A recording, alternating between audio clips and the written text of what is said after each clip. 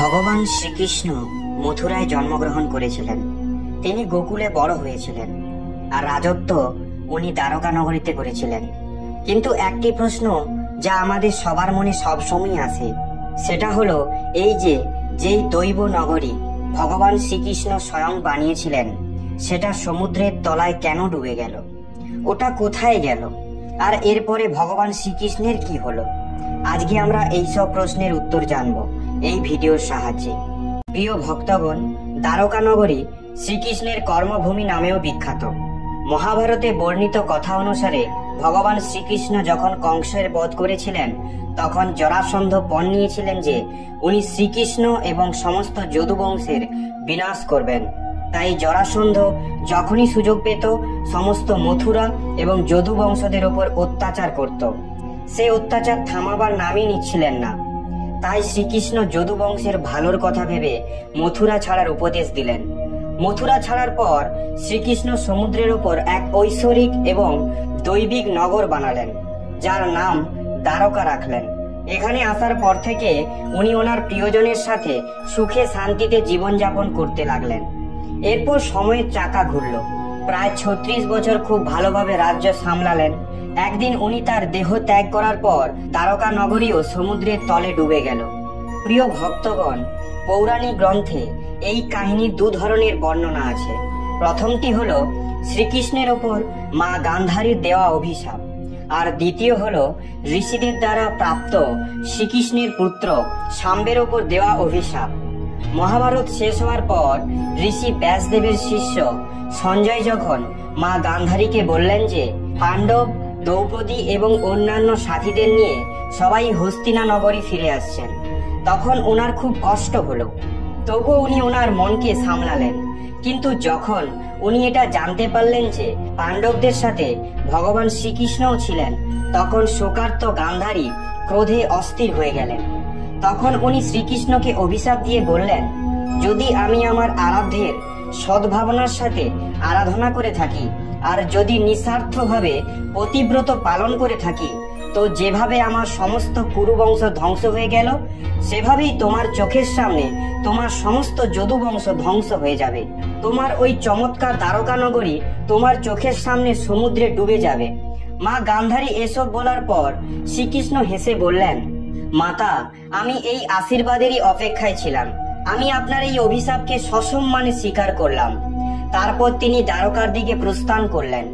এক সময়ের কথা, যখন ঋষি বিশ্বামিত্র, ঋষি নারদ এবং অন্যান্য ঋষি একসাথে দ্বারকা নগরী ভ্রমণ করেছিলেন, ওখানে কৃষ্ণপুত্র শাম্ব তার বন্ধুদের সাথে উপস্থিত ছিলেন। তারা ঋষিদের সঙ্গে মজা করার পরিকল্পনা করলেন। তাই শাম্ব একটি স্ত্রীর রূপ ধারণ করে ঋষিদের জিজ্ঞাসা করলেন যে তার গর্ভে কি উৎপন্ন হবে। ঋষিরা দেখলেন যখন এই বালক তাদের অপমান করছেন, তখন তারা ক্রোধিত হয়ে তাকে অভিশাপ দিলেন যে শ্রীকৃষ্ণ পুত্র নারীবেশী শাম্বের গর্ভে এক মুষল জন্মগ্রহণ করবে এবং সেই মুষলের সাহায্যে তোমার মতো অহংকারী লোক নিজের সমস্ত বংশের ধ্বংসের কারণ হবে। ভগবান শ্রীকৃষ্ণ এবং বলরাম ছাড়া সমস্ত লোকের ওপর এই মুষলের প্রভাব থাকবে। যখন শ্রীকৃষ্ণ এই কথাটি জানতে পারলেন, তখন তিনি বললেন এই কথাটি সত্যিই পূর্ণ হবে। অভিশাপের ফলস্বরূপ শাম্বের গর্ভ থেকে মুষল উৎপন্ন হলো। আর যখন এই কথাটি রাজা উগ্রসেন জানতে পারলেন, তখন উনি চুপি চুপি মুষলকে চুরি করে সমুদ্রে ছুড়ে দিলেন আর রাজ্যে ঘোষণা করলেন যে আজ থেকে বৃষণীব ও অন্ধক বংশের কেউ মদিরা তৈরি করবে না এবং খাবে না। কেউ যদি লুকিয়ে মদিরা তৈরি করে, তাহলে তাকে মৃত্যুদণ্ড দেওয়া হবে। এসব শুনে দ্বারকার সবাই মদিরা তৈরি করা বন্ধ করে দিল। এরপর দ্বারকায় প্রতিদিন কিছু না কিছু অশুভ ঘটনা ঘটতেই থাকলো। কখনো প্রবল ঝড়, আবার কখনো প্রবল বৃষ্টি হতো। ইঁদুরের সংখ্যা হঠাৎ অনেক বেড়ে গেল। মানুষের থেকে ইঁদুর বেশি দেখা যেত এবং ঘুমন্ত মানুষের নখ এবং চুল খেয়ে নিত। হাঁস, পেঁচারা এবং ছাগল গাধারা আওয়াজ বের করতে লাগলো। পুরো দ্বারকায় অদ্ভুত ঘটনা ঘটতে লাগলো। গরুর পেট থেকে গাধা, কুকুরের পেট থেকে বিড়াল আর নেউলের গর্ভ থেকে ইঁদুর জন্মগ্রহণ করতে লাগলো। যদু বংশের সবাই তামসিক ক্রিয়ায় মগ্ন থাকতে লাগলো। তারপর যখন ভগবান শ্রীকৃষ্ণের নগরীতে হওয়া এসব অশুভ ঘটনা দেখতে পেলেন, তখন উনি ভাবলেন কৌরবের মা গান্ধারীর অভিশাপ সত্যি হওয়ার সময় এসে গেছে। এসব অশুভ ঘটনা ঘটতে দেখে যদু বংশের পুরোহিতদের ডেকে অমাবস্যাতে ভবিষ্যতে হওয়া ঘটনাগুলো নিয়ে বিচার করতে লাগলেন। উনি দেখলেন যে এই সময় দ্বারকার এমন অবস্থা যেরকম মহাভারতের যুদ্ধের সময় হয়েছিল। আর মা গান্ধারীর অভিশাপ পূর্ণ করার উদ্দেশ্যে যদুবংশীদের তীর্থযাত্রা করার আদেশ দিলেন।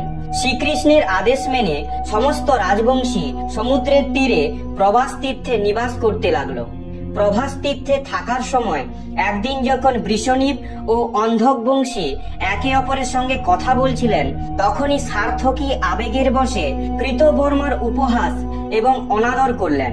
কৃতবর্মাও নিজের মুখ থেকে এমন কিছু শব্দ বার করলেন যা শুনে সার্থকী খুব রেগে গেলেন, আর উনি কৃতবর্মার বধ করে দিলেন।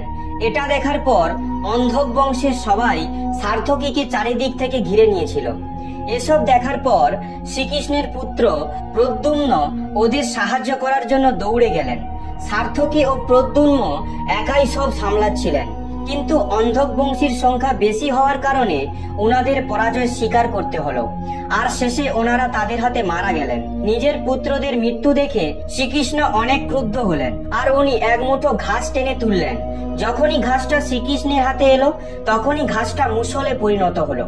ভক্তরা ঋষিদের দ্বারা দেওয়া অভিশাপের ফলেই এসব হচ্ছিল। মুষল এতটাই শক্তিশালী ছিল যে তার এক প্রহারের ফলেই যে কারোর প্রাণ চলে যেতে পারত, আর এভাবেই যদু বংশেরা একে অপরের সঙ্গে যুদ্ধ করেই মারা যেতে লাগলো। শ্রীকৃষ্ণের সামনেই তার পুত্র শাম্ব, অনিরুদ্ধ, প্রভানুর মৃত্যু হয়ে গেল। এরপর শ্রীকৃষ্ণ রুদ্র রূপ ধারণ করলেন, আর উনি সমস্ত সুরবাহদের ধ্বংস করে দিলেন। শেষে শ্রীকৃষ্ণ এবং তার সারথী দারুকি বেঁচেছিলেন। ভগবান দারুকিকে বললেন, তুমি এক্ষুনি হস্তিনানগরে যাও এবং অর্জুনকে সমস্ত ঘটনা বলে ওনাকে এখানে নিয়ে আসো। দারুকি ভগবান শ্রীকৃষ্ণের আদেশ পালন করলেন। এরপর ভগবান শ্রীকৃষ্ণ বলরামকে ওই জায়গায় থাকতে বলে নিজে মহলে ফিরে এলেন, আর পিতা বাসুদেবকে সমস্ত ঘটনা বললেন, যা শোনার পর ওনার খুব কষ্ট হলো।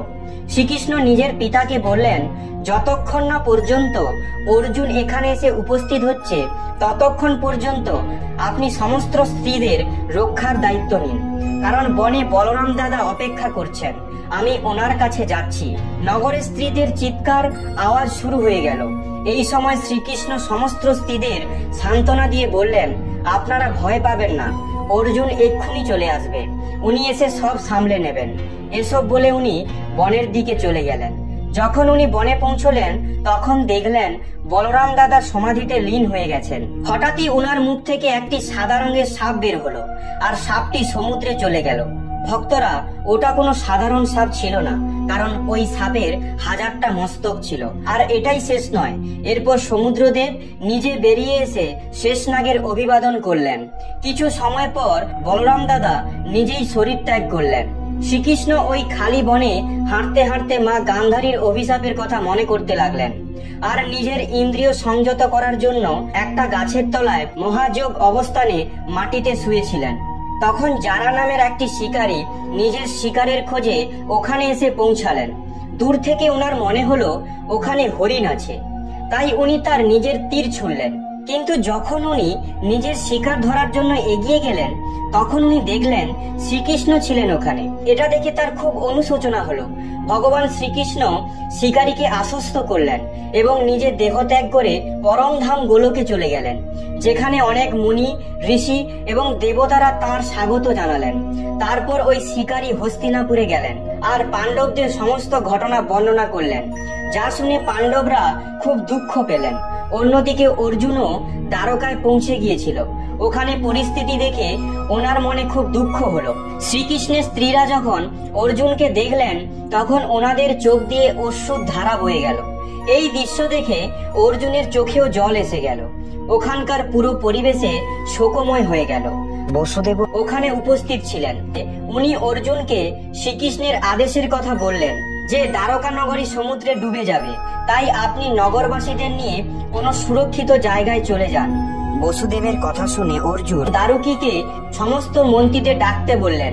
সমস্ত মন্ত্রীরা আসার পর অর্জুন বললেন, আমি সমস্ত নগরবাসীদের ইন্দ্রপ্রস্থে নিয়ে যাব, কারণ খুব শীঘ্রই এই নগর সমুদ্রের তলায় ডুবে যাবে। এরপর সমস্ত মন্ত্রী অর্জুনের আদেশ পালন করার কাজে জুড়ে গেলেন। অর্জুন সেই রাত্রিটা দ্বারকা নগরীতেই কাটালেন। পরের দিন সকালে শ্রীকৃষ্ণের পিতা বসুদেবও নিজের প্রাণ ত্যাগ করলেন। অর্জুন বিধিপূর্বক ওনার অন্তিম সংস্কার করলেন। বসুদেবের স্ত্রীরা দেবকী, ভদ্রা, রোহিণী এবং মদ্দিরাও ওনার চিতায় বসে সতী হয়ে গেলেন। এরপর প্রভাস তীরে মারা যাওয়া সমস্ত যদুবংশীদেরও অর্জুন অন্তিম সংস্কার করলেন। 7 দিনের দিন অর্জুন শ্রীকৃষ্ণের পরিজন এবং বাকি সমস্ত নগরবাসীদের নিয়ে ইন্দ্রপ্রস্থের দিকে রওনা হলেন। ওনাদের সবার যাওয়ার পরই দ্বারকা নগরী জলে ডুবে গেল। এই দৃশ্য দেখে সবাই আশ্চর্য হয়ে গেল। আর ভক্তরা এভাবেই সোনার তৈরি দ্বারকা নগরী সমুদ্রের তলায় ডুবে গেল। তোমাদের যদি এই ভিডিওটা ভালো লাগে থাকে তাহলে অবশ্যই একটা লাইক করে দাও, আর এইরকম ভিডিও পেতে গেলে আমাদের সাথে থাকো।